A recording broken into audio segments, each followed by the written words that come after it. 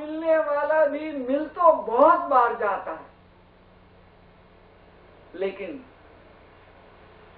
संभाला नहीं जाता। और जब मिलने के बाद संभाला नहीं जाता तो मिलने का जो पुरुषार्थ, ईश्वर कृपा व्यर्थ हो जाती है। अगर गौर से श्रवण कर लिया,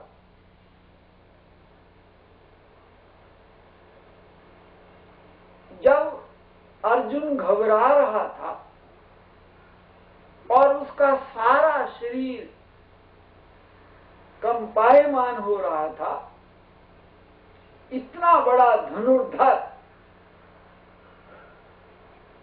घबरा करके हाथ से धनुष बाण छूट गए, रथ में से उतर करके नीचे बैठ गया। इतनी घबराहट, कुछ नहीं सूझता। और भगवान कृष्ण से प्रार्थना कर रहा है कि प्रभु मुझे इस दुविधा से निकालें। मेरे हाथों से धनुष बाण खिसक रहे हैं और मुझे कुछ नहीं सूझता। मुझे कोई मार्ग बताएं। तो भगवान कृष्ण ने क्या मार्ग बताया? ना तो भगवान कृष्ण ने अर्जुन से ये कहा कि अर्जुन, ये तेरी जो घबराहट है, इस घबराहट को दूर करने के लिए तू बहुत बड़ा यज्ञ कर और तेरी घबराहट दूर हो जाएगी। और ना ही भगवान कृष्ण ने कहा इस घबराहट को दूर करने के लिए तू लंबे लंबे व्रत कर और तेरी ये घबराहट दूर हो जाएगी। भगवान कृष्ण ने ये भी नहीं कहा इस घबराहट को दूर करने के लिए तू दौलत का दान कर, तेरी घबराहट दूर हो जाएगी। कुछ नहीं कहा, क्योंकि ये रास्ते, ये सड़कें बहुत दूर जाती, इनका फासला बहुत दूर है। जो हमारा सबसे नजदीक का फासला है वो है परमात्मा के साथ ताड़ी लगाने का, परमात्मा से संपर्क जोड़ने का, अपने से नाता जोड़ने का, अपनी आवाज को सुनने का, अपने भीतर के नाद को सुनने का जो नाता है, वो इन सब से, ये जो फासले पर जाने वाली सड़कें हैं, लगता है कि ये बहुत नजदीक है, लेकिन ये फासले से जाने वाली सड़कें हैं। जो सबसे नजदीक जाने वाला शॉर्टकट रास्ता है, सबसे नजदीक का रास्ता है, वो है श्रवण। सुनो, पंजाबी में कहावत है, सुन सुन अंधे पैंदे राह। सुन सुन करके अंधा आदमी भी प्रज्ञा चक्षु बन जाता है, रास्ते पर बढ़ जाता है। इसलिए सबसे पहले सृष्टि में जब भगवान ने ज्ञान को इस भूमि पर उतारा, कहां उतारा? कागज पर नहीं उतारा, सोने और चांदी की प्लेट बना करके अक्षरों में खोद कर नहीं उतारा। वो ऋषि, वो साधना करने वाले, जिनकी चाह एकमात्र भगवान की आवाज सुनने के लिए ललायित हो रही थी, उनके हृदय में भगवान ने अपनी आवाज उतारी और उसी आवाज का नाम है श्रुति। उसी को ही हम कहते हैं वेद। भगवान ज्ञान कहां उतारता है? कागज पर नहीं, दीवारों पर नहीं, कहां उतारता है? हृदय में। और उसे संभाल कर रखा। स्मृति खजाना। सुना, जल्दी जल्दी सुना, लेकिन संभाला नहीं, स्मरण नहीं किया, उसे स्मृति में नहीं ले गए। देखते नहीं काउंटर पर जितनी चीजें खरीदते हैं, फटाफट फटाफट बिल बनाया, और जो पैसा है उसे संभाल कर 100 का एक तरफ, 20 का एक तरफ, 50 का एक तरफ, 10 का एक तरफ, 1 का एक तरफ, चेंज एक तरफ। काउंटरों पर देखिए, बड़ी बड़ी शॉपों पर देखिए, एक स्पेशल आदमी जो संभाल कर रखने वाला। हमारे भीतर एक कंप्यूटर की तरह ऐसी चीजें लगी हुई हैं कि भगवान का ज्ञान, उसकी आवाज जब उतरती है, उसके एक हिस्से में उसे संभालने के लिए पहले से व्यवस्था है, जिसे हमारे यहां स्मृति कहते हैं।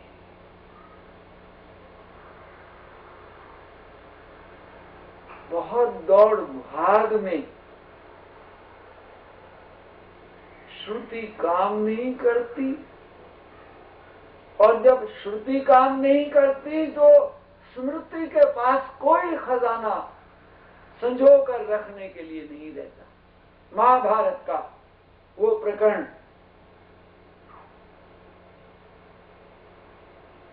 अर्जुन अपनी पत्नी का मन बहलाने के लिए कहानी सुना रहे। अब कहानी क्या, जो काम आदमी करता है उसकी सब कहानियां उसी टाइप की उसे याद रहती है। हलवाई होगा, उसे मिठाई बनाने की कहानियां याद रहेगी। सुनार होगा, उसे सोना गढ़ने की कहानियां याद रहेगी। और योद्धा होगा, उसे युद्ध की कहानी याद रहेगी। कोई राइटर होगा, लेखक होगा, तो उसे कविताओं की स्मृति रहेगी। अर्जुन एक योद्धा था,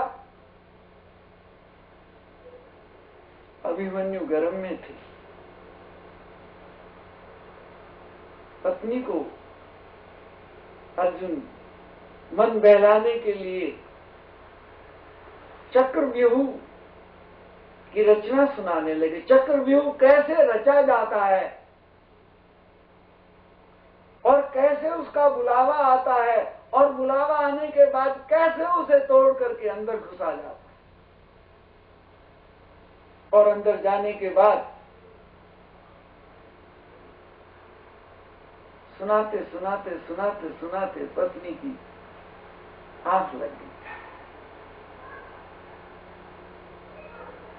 और इतना ध्यान से सुना, इतना ध्यान से सुना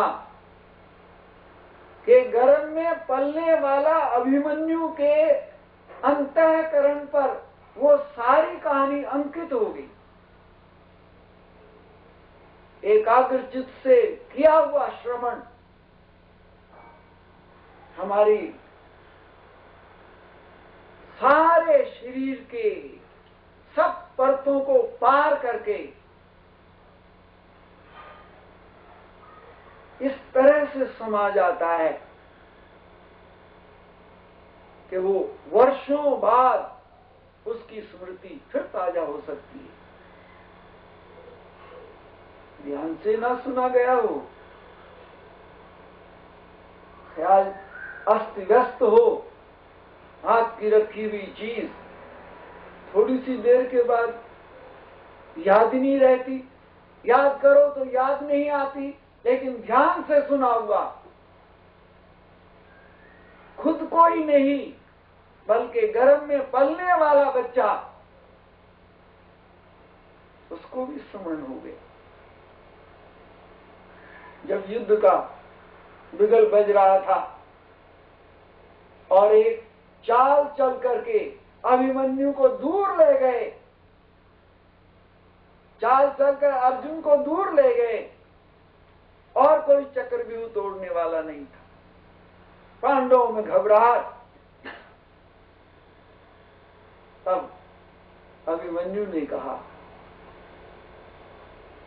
चक्रव्यूह तोड़कर अंदर जा सकता हूं, लेकिन बाहर निकलने की बात मुझे नहीं आती। पांडवों ने कहा कोई बात नहीं, तुम अंदर तोड़कर घुस जाओ, हम तुम्हारे पीछे पीछे जाएंगे और आज का युद्ध पूरी तरह से हमारे हक में जाएगा। और अभिमन्यु ने चक्रव्यूह तोड़कर अंदर प्रवेश किया, लेकिन पांडवों को अंदर घुसने नहीं दिया। और चक्रव्यूह तोड़कर अभिमन्यु अंदर घुस गया, दूसरे के सहारे पर भरोसा रखकर कि अंदर मैं घुस जाऊंगा और ये मुझे सहयोग देकर के बाहर ले आएंगे। वहीं मारा गया। जीव वहीं मारा जाता है। महाभारत की सब कहानी एक घटना चक्र और उस घटना चक्र के पीछे एक आध्यात्मिक ज्ञान, आदमी की जिंदगी की बारीक फिलॉसफी, परत दर परत, ऐसी बारीकी है। जीव क्या करता है इस संसार के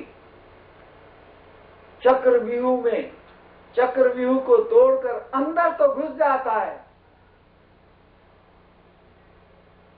लेकिन बाहर निकलना नहीं आता।